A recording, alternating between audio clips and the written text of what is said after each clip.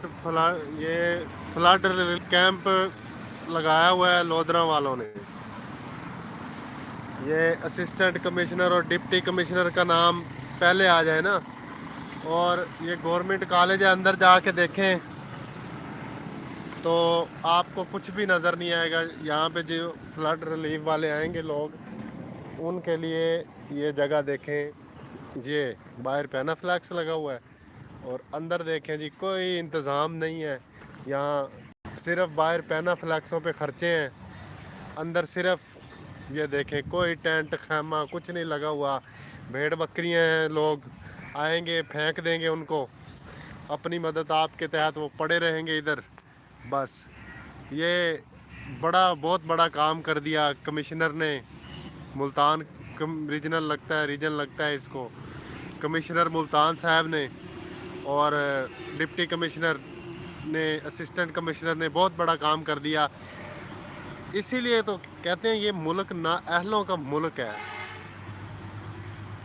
इस मुल्क ਦੇ ਵਿੱਚ ਜਿੰਨੀ ਨਾਅਹਲੀਅਤ ਆ ਨਾ, ਉਹਦੀ ਕੋਈ ਮਿਸਾਲ ਨਹੀਂ ਮਿਲਦੀ ਕਿਸੇ ਪਾਸੋਂ ਵੀ। ਉਹਨੇ ਹੁਣ ਉਹ ਪੈਨਾਫਲੈਕਸ ਬਣਿਆ ਹੋਣਾ 400 ਦਾ, ਉਹਨੇ ਤਕਰੀਬਨ ਉਹਦੇ ਤੇ ਪੈਸੇ ਪਾਤੇ ਹੋਣੇ 40,000।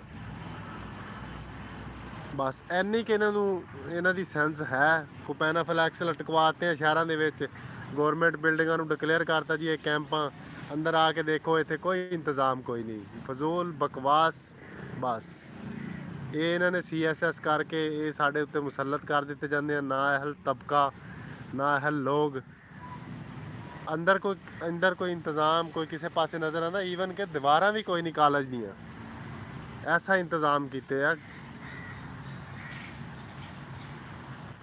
ਇਹ ਮੁਲਕ, ਇਹੀ ਤਾਂ ਮਸਲਾ ਕਿ ਭੀਖ ਮੰਗਣ ਨੂੰ ਇਹਨਾਂ ਨੇ ਪਹੁੰਚ ਜਾਣਾ।